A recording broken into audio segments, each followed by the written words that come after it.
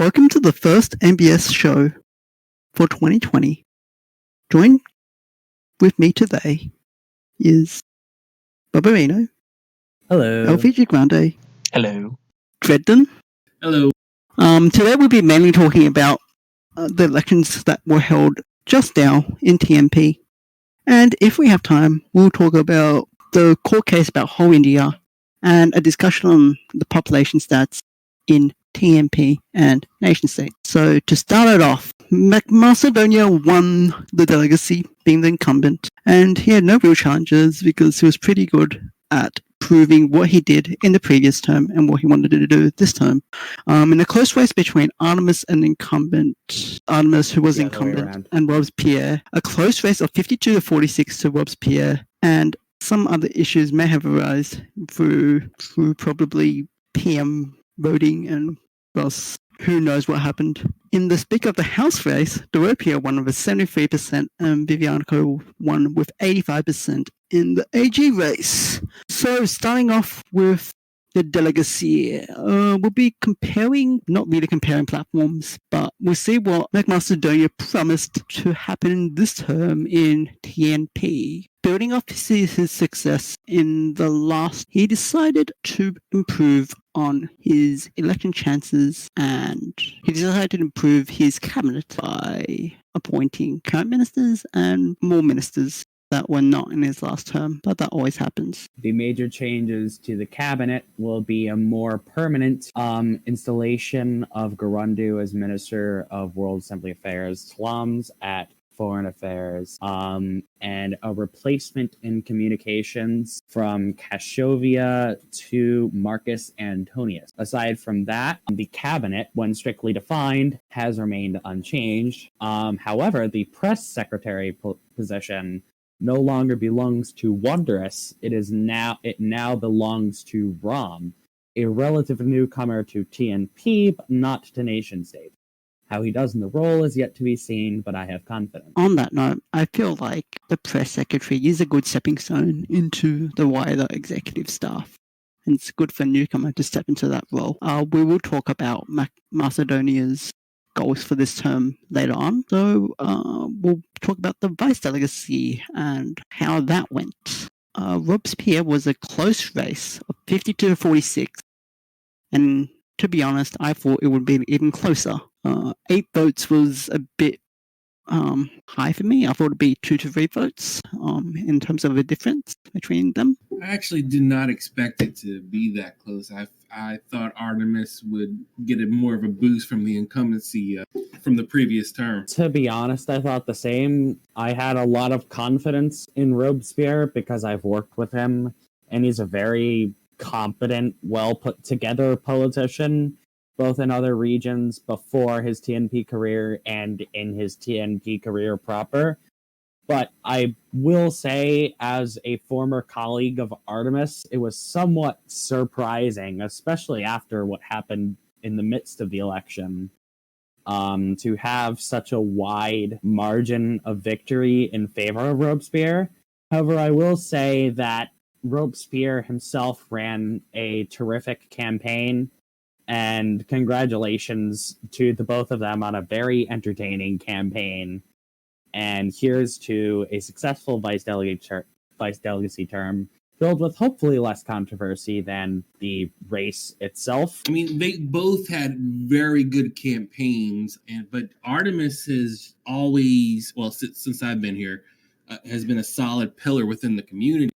Robes is more of a recent arrival, so the introduction of a new person who hasn't really held an elected position previously to such a high position, it was a bit surprising. There's a solid tradition in TNP of elevating lesser known or newer people to elected positions, such as especially recently with DG to the delegacy in May of 2019. Like, you've got your old folks around, like Macedonia, who currently holds the delegacy, and Ghost before him.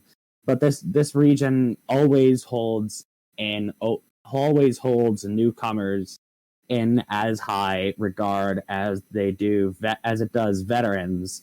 And I think the lower level culture in this region of a meritocracy is very important to preserve and to continue to protect that status and continue to reap the rewards of a solid flow of newcomers given our status theater. I would say that having 3 terms of a vice delegacy that was part of the Security Council was good, but having newer blood in the vice delegacy was, I think, this was a good choice by the citizens of TMP, especially when we need more ideas and that help increase endorsements that we need for the delegacy, as well as improving Security Council and the security of the region. I will compare campaigns just before we get into what Robespierre wanted to do this term. Comparing the fundamentals,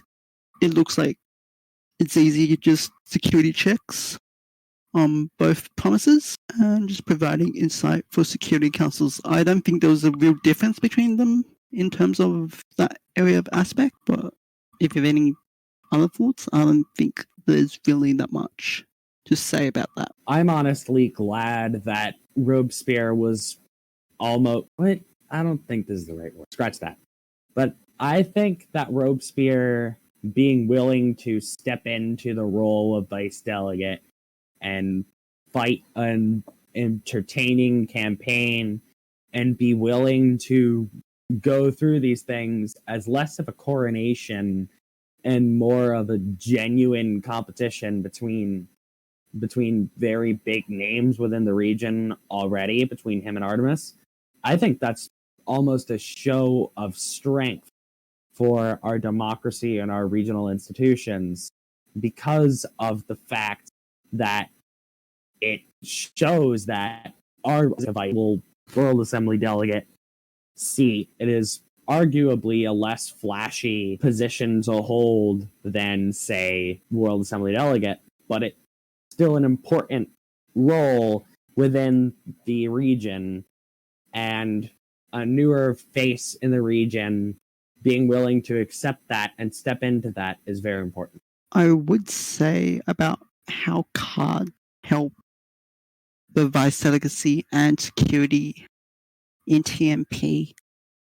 Artemis, in his initial opening post, did say about how cards were his weakness in his previous term.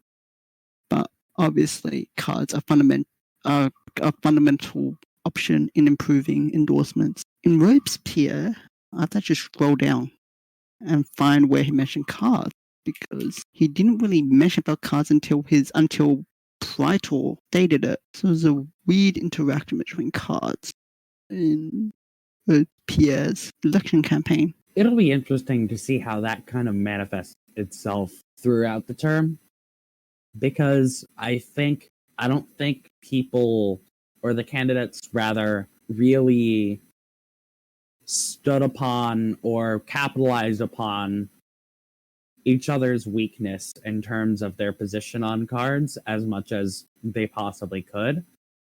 So it'll be interesting to see during this term what Robespierre specifically does in terms of cards, whether it's cooperating with Praetor and the Card Guild or doing something else for the Security Council, whatever the case might be. It'll also be interesting to see if Robespierre does an endorsement event this term, considering the recent population growth of TMP.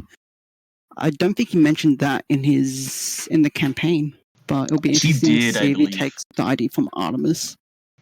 So the endorsement event or Security Council event has been sort of in the works for a number of terms now, and I believe Robespierre did mention it as something that he was aiming to do near the start of the term. And the reason why it's been postponed in previous terms has all to do with timing. Basically, when you do an endorsement event of this nature, you really have to make sure that everyone is positioned in the right way when you start it. So what I mean by that is, like, if there's a new delegate entering office, you have to make sure that that delegate is, in office as, number one person when the event starts, because otherwise the Security Council gets boosted and potentially someone else becomes delegate that isn't supposed to be, or it just makes it really difficult for the delegate to take, his seat. And that has happened before in multiple different occasions. And now, because Robespierre is entering the vice delegacy, but does not have the required endorsement number right now, he is also waiting until he gets into the number 2 position for endorsements in order to start that event. And so I think it'll probably be like a month into the term, probably, when that happens, if everything goes according to plan. I did want to push on how Robespierre did say he would be adaptive and open-minded in the vice delegacy. And it's interesting to see what he will provide to the vice delegacy that wasn't already there. Because I feel like as the vice delegacy becomes, in time, becomes more and more packed with ideas, that it starts getting less and less impactful on what you can do to the vice legacy to improve it for the future. I want to see what he can do to improve the vice legacy. I think one of the strong suits of Robespierre's campaign was, in fact, that he had so many ideas as to what to do within that role. Traditionally, and especially with Artemis's campaign, what you can see is that there's a focus on the fundamentals of the position. We have to be, you have to, obtain number 2 in endorsements. You have to be ready to take over the delegacy if the need ever arises. You have to keep endorsements high across the board for security counselors. You need to do your vice delegacy checks, your vice delegacy report weekly, and you have to be constantly on the lookout for threats that may arise. That's the vice delegate's core role. And Artemis has always firmly believed that the best way to run a campaign is to not only show, respect for that fundamental reason that the vice delegacy exists, but also to show evidence that he would be competent at performing those tasks. What Robespierre did in his campaign was move beyond that sort of core set and say, I have other ideas for this position, and I think that it can be expanded with cards, say, or more activity with the regional message board, etc. And so that's something that he has innovated. I think we'll move on to the speaker election and how that turned out. I was honestly hoping that would be a closer election, but I was not surprised that Robespierre won with 73% of the vote. Wow, you're going to say that right in front of Dredton's face. How could you? I'm sorry, but I expected it to be closer, honestly. Cause I also expected it to be a lot closer than 73%. That was disheartening. Yeah, I expected it to be about 60 or 65% to 30%, but I guess I'll be the naysayer in the group here. I actually did expect this result. If anything, I expected it to be higher in favor of Dorothea. The reason for that is sort of twofold.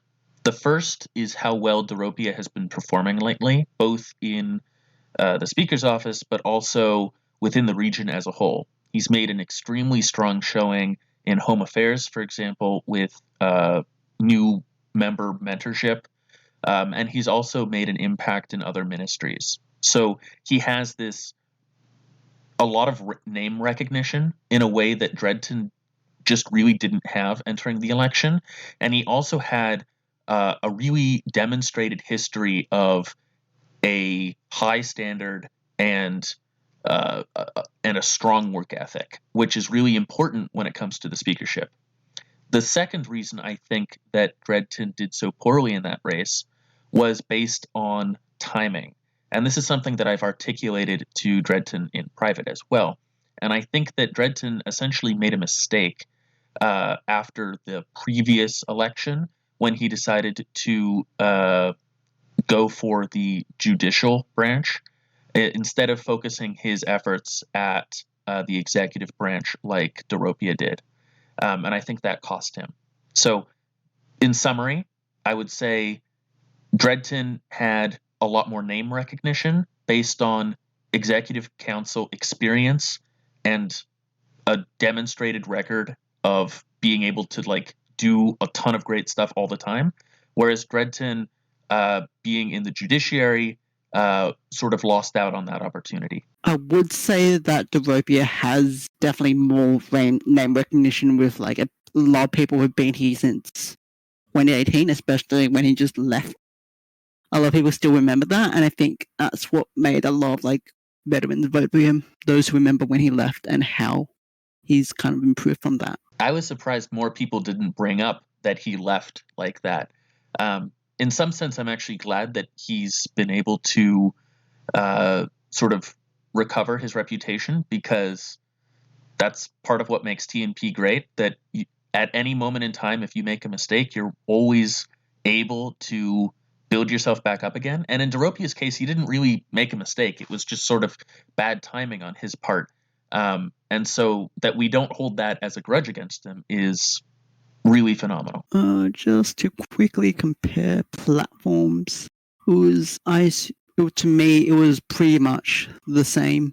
Both wanted deputies, and one that was a strong, experienced deputy, and one that was a newer kind of person in TMP. Both wanted a return of what would be a new form of the RA Digest, in terms of in Dredden's case, a citizenship report. Doropia probably has in mind currently something similar.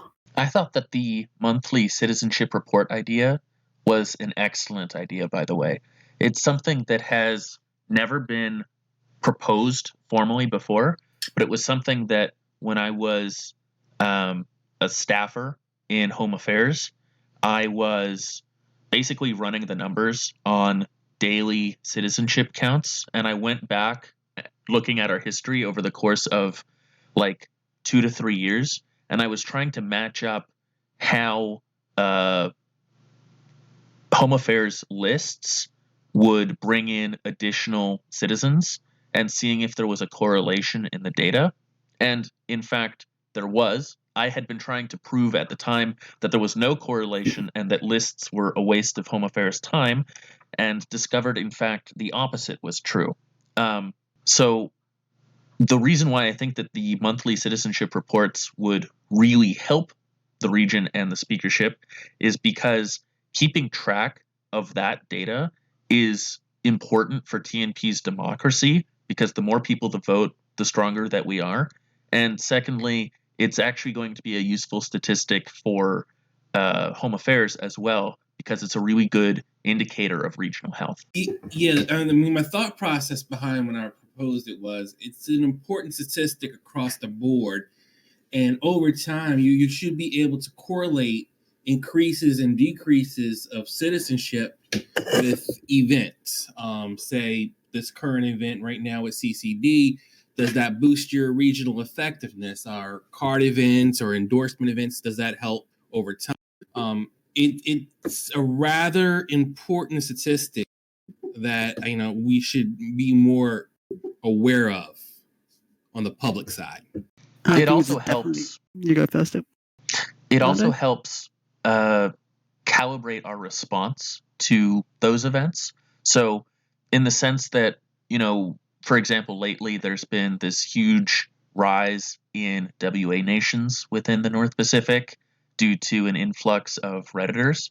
So, if the citizenship count doesn't rise a proportional amount, then we know that Home Affairs hasn't done its duty in recruiting nations, accordingly. So basically, it helps us calibrate the response, So if next time there's another such event, we can know to improve.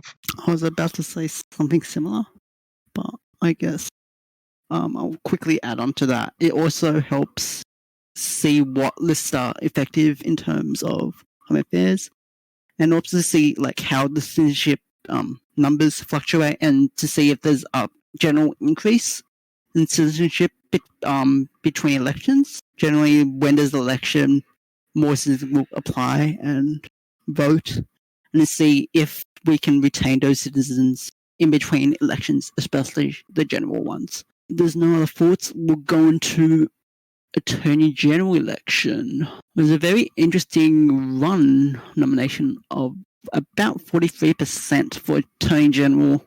I guess that didn't really go through because there's obviously you need 50% to reopen nominations, and I was not surprised that it was that high, considering that Attorney General is a very interesting office to have a campaign for, considering that about a few months ago we attempted to abolish the Attorney General office. Quickly considering Vivianco's campaign on the office in the election, it was something of that he kind of knows the laws and he's hoping to do something with the AG's office that is not just being stagnant and doing every now and then just indictments against people who potentially have committed a crime. But it's interesting to see how we can improve the reopen nominations process, considering that was pretty high. But looking at Vivianco's campaign thread, it looks like a lot of people doubted his experience, both just in TMP in general and how he was right to fit for the Attorney General's office. But nonetheless, he was elected Attorney General. And then he got elected to one of the more active terms. I think the Attorney General's race, it turned out the way it did more so of the region not wanting to go into a special election on the Attorney General's front. I feel like people were like, let's vote Vivianco, and some people were like, let's reopen nominations. If it doesn't work, let's just vote someone in. But it's very interesting. This is the first election in ages that we haven't had a runoff race in some kind of office.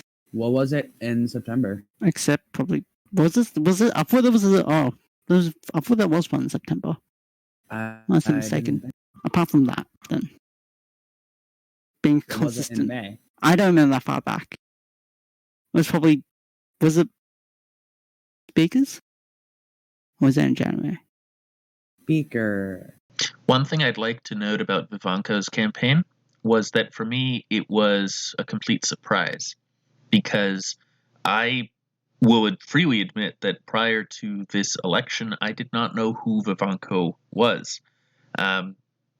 He had that little name recognition within the region. He rarely posts on the forum, and so it's just very difficult to get to know him. I will say that I have spoken to a few people in the region, and they have each basically said that they believe that Vivanco is trustworthy, does have a strong work ethic, and while he may be inexperienced, has the potential to grow into a great attorney general. And that's actually a very strong endorsement. So from that stance, I was still admittedly a little bit skeptical, and to this day I still am, but it's something to keep in mind. Apparently there have been people who say, he actually does have some validity, right? So I was speaking with Robespierre, for instance, I believe, and I think he was one of the ones who said that. I generally agree with that. He's been working a lot in foreign affairs. He did re-update the diplomatic protocol, and I do think he has potential to be a great attorney general and hopefully in higher offices as well. We'll move on to the delegates' appointments in each ministry. First of all, we'll go and see what happened last term and what MCM wants to do this term on foreign affairs. They repealed the treaty with Albion, issued statements with the coup regarding PEP, and tried to release the World Factbook submissions for all regions that we have diplomatic relations for, apart from the general affairs of foreign affairs, which would be releasing TNS and other documents required by the delegate. MCM hopes to do around the same thing, finishing off the more fact book submissions, as well as increasing diplomatic relations and other projects with other nations. You mean regions? And yes, regions, so especially more UCR regions. That's right. I'll say this in terms and this is a bit of a backtrack, but I'll say this in terms of Vivanco. I've worked with them on a lot of smaller projects over the years, including last term's, not 2019, but 2018's End Day. The two of us were in the lower ranks, working well and trying to keep up with the R&B and the game side people and keeping things in check on that front. And I can say he's a quiet and competent worker who won't screw up too much. On the opening address by Plums, he did appoint Cash, Vivianka, and Chandrika as deputies of foreign affairs, which I think provides a good deputy staff on foreign affairs. All of those individuals are people I think of when I think of foreign affairs and TNP, which is a pretty good thing. Yes, I do agree with that. And we'll see what happens if we do another regional event this term within the UCR, hopefully. On to the MPA, or Ministry of Defense. We did undertook 41 operations last term, and we worked with many other militaries like the South Pacific, the Black Hawks, and TRR.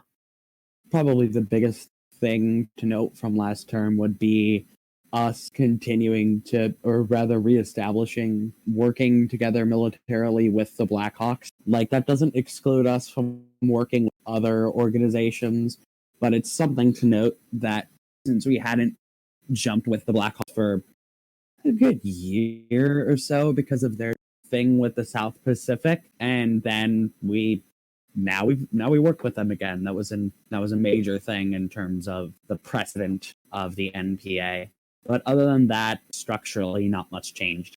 And I say this as a high-ranking officer. The obvious goal for defense this term would be the Call to Serve project and seeing how more people join the army and seeing whether that project is effective or not, apart from Personally, usual operations. I have a lot of high expectations for it because MCM himself has a good nose for working with recruits and working up to achieve a better motivated staff and a better motivated army in general. And I think getting the region to know NPA generals on a far more personal level is a good endeavor towards improving the NPA's recruitment, both game side and forum side, and improving the visibility of the NPA. I'd agree with that. I think that it shows promise based on increased transparency and visibility, and I think that it will lay the groundwork for future efforts in recruitment going forward. I don't know if I share Barbarino's high expectations for the program. I do think, though, that it will make a difference in the long term. In terms of the opening statement by the minister, he did appoint Rom as deputy minister, and he did want to also include, utilize the Northern Light and possibly the North Star in terms of increasing more recruitment and visibility of the MPA. And I think that will coincide. For the record, there's also a new appointment in the Ministry of Defense and Tronstorm, previously somewhat unknown face within the region, but most NPA people will know him as one of the previous deputy ministers of defense, who himself is a relatively quiet, competent guy who's good with working with other organizations, knows the mechanics of the game, and is good in terms of working with soldiers on an individual basis and getting things done. So I have high expectations for him this term, and it'll be interesting to see what kind of things he will do with this term. We'll move on to culture. Last Sunday, Culture launched the game server and hosted the Epic Gamer Party with TRL in that server. Obviously, the N Day and Z Day events happened, and the layouts were done for 2019. Don't forget the fantasy football event, which was a lot of fun. I suggest you join. And we hosted Cultural Exchange with 10K Islands and established, obviously, the Cards Guild. What MCM wants to do this term is having a dispatch describing each roleplay region or worlds, and having a dispatch for each subcommunity with relevant information. I'd also like to see Culture put out another roleplay reel this term. I suspect it'll take the entirety of the term to do this, but it's a lofty goal, and hopefully we can see another one get released. I always enjoy reading those, and I'm friends with a lot of our peers, and I know a lot of them enjoy reading them as well, which is a good thing for the region, helping the government get to know our peers and vice versa. It also allows for the TNP-RP scene specifically to be shown more on the international stage, which cannot be understated in terms of its importance. He did also want more graphic designers. Please join, because I can't design everything. I can draw a circle about as well as a kindergartner can. I can apparently design badges, but I haven't seen anything else I can design so far. But Hey, hopefully your badges are. Hopefully get more graphic designs though, because we do need more in terms of that. And obviously prioritizing another mold assembly engagement event and another Discord event. I'd be excited to see the Security Council event go well. I think that would help with Robespierre's endorsement levels, because obviously he was Minister of Defense last term, which requires mobile W. There's really very little that is minimum. required. There's really very little that is required at this point to establish the event. I think it really just comes down to Robespierre's endorsement count, because pretty much all of the information on badges and security counselor backgrounds and whatnot has already been laid out. So it's really more a thing of timing. When are we going to get this done? Let's just go already, kind of thing. Yeah, what I'm saying is that it's really not in Culture's hands at this point. It's more of a, at what point does the vice delegate decide that the time is right, and then we'll have the event. Got it.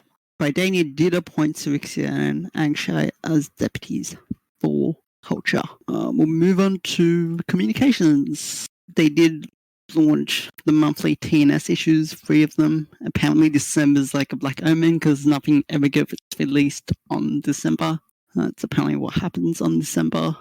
Apart from that, the Northern Lights issue number 30 just got released, and we're seeing how we can change up the model of the Northern Lights to improve delivery times. I was originally very skeptical of the idea, given my history with the Northern Lights and my passion for seeing it published in long form. But I do think that reform is needed based on just the sheer amount of effort that has to go into making each release successful. We've seen that in previous terms with very accomplished ministers, both with Ghost and with Cash, releasing these sort of publications is not a simple task. And if Cash and Ghost have difficulty doing it, imagine what happens when we have a more average minister. So, admittedly, McMacedonia has a point that, going forward, if we move away from issues-based or even graphic-based designs and issues, then maybe we might have more activity with that journal. So I'm willing to give it a try, and as far as I'm concerned, I'll do everything in my power to help make it a success. I'm definitely hoping to learn how to design TNL and see continue its graphic phase, because obviously a text-based version is nice, but it's not as pretty or as natural as a graphic version. On that, I love the graphic versions. They always come out terrific, and it's just such a pleasure to read through it. It's as if I'm reading a real life magazine with all the different graphics fitting in so smoothly with the individual articles. It's like reading an IRL newspaper on the subject of nation states, which is such a cool thing. I definitely think that the graphics bring value, but to reiterate, the content is always the top priority. Oh, absolutely. Mm-hmm. Marcus Antonius did appoint Cash as... oh no, he did not appoint any. Wait, he did thank Cash for his term as minister last term. And I don't think he's choosing... And he chose Bob Reed as deputy comms, and I think... Actually as well, apparently. Apparently you two just would like to be communications. Like, just deputies in general, together. And he did appoint Cash. So he did appoint 3 deputies in succession, and hopefully we can get graphic versions of at least TNL and hopefully another RP real art this time, I would say. Moving on to Home Affairs. Home Affairs released 6 surveys last term, and is going to release the Game Side Affairs survey this term. We did 640 rows last term, and hopefully we'll do more. We'll also have to improve. Guys, we've got more rows to do. Please sign up, yes. We are hoping to improve from mentoring and the regional handbook. And hopefully more people will actually join Home Affairs, because we're actually pretty low in staff. But he did appoint, Blue Gamer did appoint Bovino and I as deputy ministers. This term in radio should be a lot of fun. It's great to actually be involved with a new and active, fresh ministry, rather than having it be a relative sideshow within the greater world of communications, like it was in the early days with PG&I. Yes, moving on to radios, they've released 4 radio shows and tutorials for editing and publishing last term. Obviously, the focus this term is NBS news shows and focusing on the NPA General radio editions. Any other focuses? You said 4 shows last term? 5. We did 8. You did 8, but you released 5. It says on apparently to MCM you released a 5. Well, MCM is wrong. We did 8, okay? And there's 3 more that we recorded last term as well that have been fully edited and actually have already been uploaded privately to YouTube. They're ready to go. So last term we did essentially 11 shows. Hopefully this term we'll do more, but that's besides the point. And obviously in radio. Yeah, so goals this term are increase the frequency of shows, make sure that we're publishing NBS news shows as well as the future shows that we did last term. I'm going to start working with Pridania again to do some more roleplay shows, because that was a hit last term. And then also, and this has been a problem with the Ministry of Radio in the past, but to try to get many more people involved, especially including regular staffers, because we don't want to just have leadership doing all the work, because, I mean, it's a lot of work, but also because we want to have staffers get experience in this sort of thing as well. I guess we'll move on to Ward Assembly Affairs before talking about Gameside Advocate. They obviously are a great organization to release basically one IVF for every resolution that went through the WA, except for one, I believe. But that was a repetition of another resolution, so that would have been fine. Minister Garundu did appoint 3 deputy ministers, Barbarino again, Angshay again, and Ferguson, and not Angshay, Morovia. So he did appoint Angshay for like 2 seconds before stepping down due to other deputy Did commitments. Angshire step down? Actually, it is step down or something happened, but due to other deputy minister positions, Moravia did replace him. It's just because he was serving so many roles at the same time.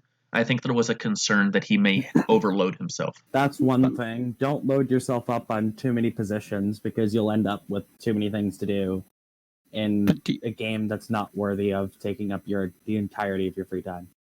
I mean, it is, but personally, I think that because there's also Stratego to take up the rest of your free time. Right. All I'm saying is I think that Angshire made a responsible choice, and it's something that should be respected as opposed to, denigrated. Mm-hmm. It's a good thing to do it at the start of the term, then in the middle of the term as well, I would say. Goals for World Assembly affairs are more focused on war and an engagement with WA proposals. And it looks like MCM has appointed again for who knows how long Tero Di Nasumo or Snack as the lead game side advocate. Don't believe we have seen any other appointees of game side advocates apart from the lead. Nessie is consistently fantastic in that role. Oh, if anything, he himself is an R&B'er at heart, and he fits in well with that community. So to be the official outreach partner of the government on that just makes his role that much easier. If anything, I'd say he's probably too strict on the regional message board. But one thing that I've found that is somewhat amusing is that R&Bers have sort of taken it to heart, and it's just sort of become this running joke. Oh, it's become a huge joke about, don't trust the snack. Don't trust the snack. The snack is going to suppress. I find that kind of hilarious. Agreed. Heck, even Dad in the NPA gives me that kind of flack. Like, hey, you're turning into the snack. I guess that's what we have for the delegates' government. One thing I would like to add before we move on from the delegates' government is sort of like a very brief discussion on how delegates choose ministers and how that process sort of works. So it's actually something that's very challenging each and every term to fill those roles. So like for some people, you might think it's obvious. Like for Garandu to stay in as Minister of WA Affairs, or for me to stay in as Minister of Radio or something like that. But actually, there's a lot more that goes on behind the scenes. So, like, basically, you're trying to balance experience with people who are new to the scene, who you think have potential and could really shine in a given role. But really, there's really not that many people who have the experience necessary to run each of these roles. And so, basically, as a general advertisement going forward to anyone who's interested in becoming a minister, just ask, put your name forward as someone who's interested, and make sure that you participate in that ministry. And the odds that you'll be picked are far higher than you'd expect. I would like to second that, because there's even if you think that the region is a lot bigger than it is, a lot of them, there aren't that many just names of just random people floating around in the region. So if you make yourself a known name, a known presence in that ministry, and then you put your interest forward to the delegate, there's a solid chance you'll be picked. Because let's face it, there's a lot of things to do, and if you're competent at it, then a lot of delegates won't stick up their nose at you just because you're relatively new, even if you happen to be relatively new to the region. I just wanted to address that because there's so many newcomers that I see to the North Pacific who basically say, wow, this region has 8,000 nations in it or whatever. I should leave because I'll never be able to make a difference here. And that's just really not the case, because the number of citizens to the number of members in the region that we have is so low that basically if you become a citizen, join the executive staff, you are sure to be noticed. And in fact, if you get passionate about it, you'll have a very strong chance of becoming a minister quite quickly. I would say it's probably less than 0.05% of nations in TMP that actually join the forum and become a citizen, just doing rough numbers. If we have 100 citizens, and 10,000 people in the region. I don't do math. Brenda, what's the math there? That would be 100 It's divided by 1%. 10,000. that'd be 1%. That's 10%. 1%, and that's a pretty favorable calculation. And that's just citizens. That's not active participants. There are a lot of citizens that don't do anything in terms of the government. So, pretty good opportunity to join and become a minister, especially when over time many people just can't just have the time to be minister more than 3 or 4 times in a row and do sometimes want a break. But it depends on the ministry and how ministers feel in their current term. I'll probably move on to discussing population of nation states and what happens when we get a Reddit influx from Reddit. I believe the last one was in 2018. Was it 2017? I have no idea. 2018. What I will say is that personally, I have no issue with Redditors becoming involved in nation states or the North Pacific. I see them just as any other nation to me. And moreover, I see such an influx as an incredible opportunity that does not occur very frequently for the North Pacific to grow its executive staff and North Pacific Army participation. This is something that we cannot pass up. We have to take advantage of this, and not just by sending lists and whatnot, but by trying to actively get people involved by any means possible. So if anyone has ideas for how to do that, just suggest them, because this is something that is so critical to basically the future of the North Pacific, getting more people involved. And this is a good way of doing that. Yeah, the influxes from Reddit posts or videos is something I experienced in another game. A YouTuber put up a short video of this game that's almost 13 years old. And what we had found in that game is you get this huge influx of initial players.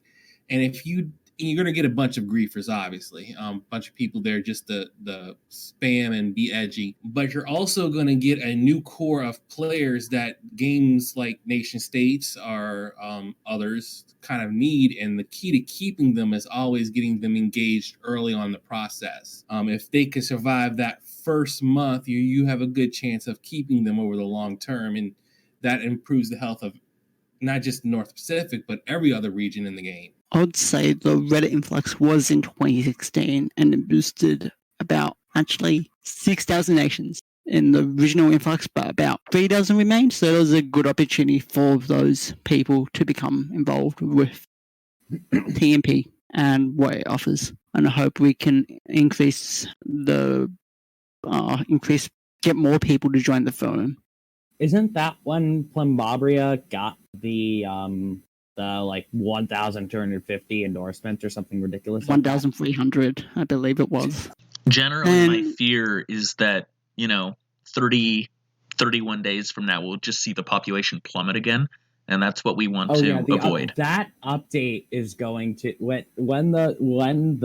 during those strings of updates, I'm not going to lead anything, because those updates are going to be stupidly long, as did the 30-day N day and Z day one. Same thing happened.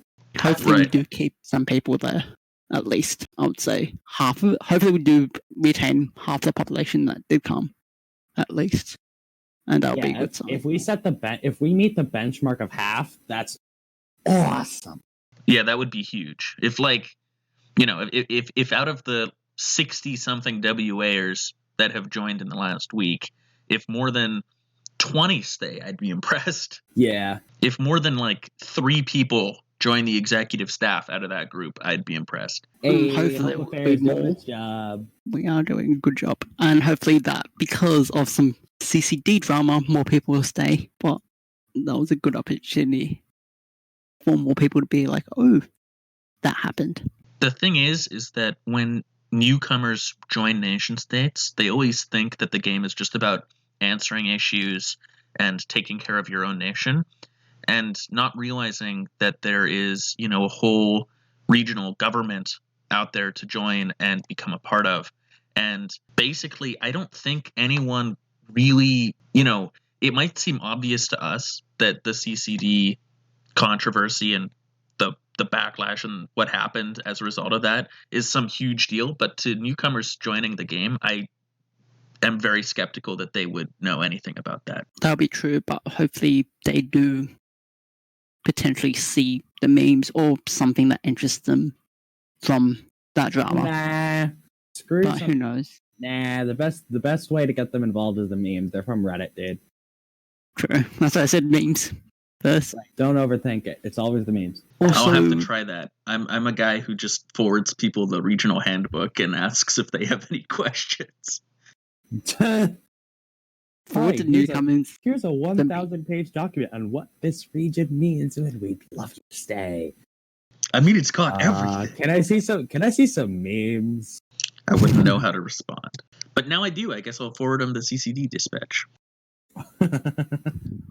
I also want to discuss how population affect executive staff, because I feel like during the usual rise and fall of population throughout general time, that executive staff has become more rarer, especially when it decreases and stuff gets less done. I would say that the executive staff population is isn't very sensitive to population changes in the region. People who are committed to TNP in the executive staff don't tend to go away when the population drops. We might get a couple more people during, peak seasons and whatnot, but typically these are newcomers, aren't necessarily as involved, and it's only if they stick around for a longer period of time that they end up making a difference, and so ultimately, like, the biggest shortcomings are like during summer lulls, you'll just have much fewer endorsements to go around. So taking office or getting out of office might be a lot more difficult. And then secondly, there is a few fewer executive staffers. So getting things done is a little harder, especially if you have some like very basic tasks that are time consuming but relatively easy. But for the most part, I'd say that there is some buffer there between the population and the executive staff. I do agree there's always that core executive staff, and that population affects the additional staff that come in when the population generally increases. I think what's more a factor is not the population being the causation of this sort of rise and fall in activity, but rather the seasonality of it. So, like in the summertime, for instance, there's something known as the summer lull, where we regularly get far fewer nations joining the North Pacific, and thus our population tends to fall quite substantially. So population drops as a result of the seasonality, but I think the activity of executive staffers also tends to drop during these times of year as well, because people are on vacation, or they're spending more time with family, or they're just, busy in some other way that during the normal school year, for instance, they just aren't otherwise doing. I do think an interesting factor would be the elections and how that just affects the mood of the executive staff. Usually in the May and September elections, more stuff gets done during that month than obviously in January, as we probably have been seeing. And I think that's also related to what you said, LPG Rando. I mean, to some extent, it's because there's new ministers in office, right? So in January, it's like, well, people are just sort of getting used to the office, getting settled, making sure that the tasks that they're supposed to be working on are getting done, and you'll start to see those results in February. I guess we'll move on to the court case of whole India. Oh, right, I gotta bow out on that one. Just don't talk on that. And I'll talk about the original unfortunately, case. I have no idea with the whole India case because I simply haven't been paying any attention to it. So It's a meme. Slap the memes.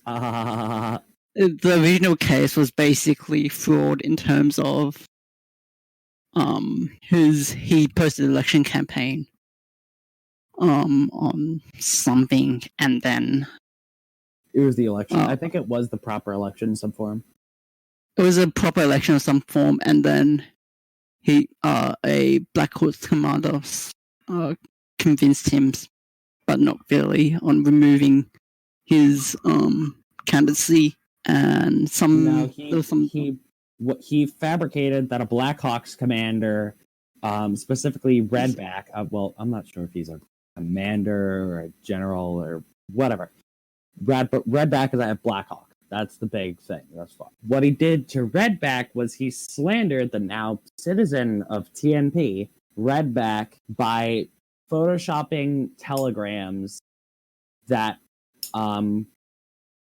were from some random nation or just generated a template.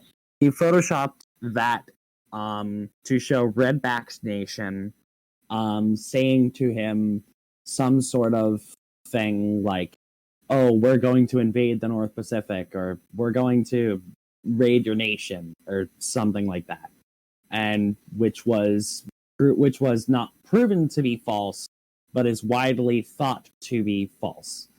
Thus leading to the case of election fraud against whole India. That's my understanding of it. And the original sentence was 75 days of 75 days of suspension of voting rights and restriction of a candidate becoming in any election before the 1st of May 2020.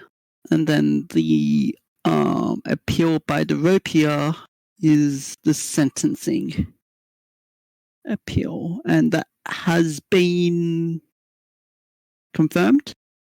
Accepted, yes. And I'm waiting to see if, if Whole India actually gets additional repercussions, or if that appeal goes through and a whole new court case on the original court case happens. We'll see what happens in there. And we'll see what happens with the whole court case between the North Pacific and whole India, and see whether if actual punishments against whole India will be enacted. Any other comments on that? I've got nothing. Nor do I. I guess that does it for the first NBS broadcast for 2020. Hopefully, we'll be planning another broadcast in a fortnight's time, 2 weeks. You trying to get on Fortnite after this? No. And hopefully we'll be talking about this CCD controversy and what both responses are for that show. So I thank you for listening to the first show of 2020 of the NBS News Show.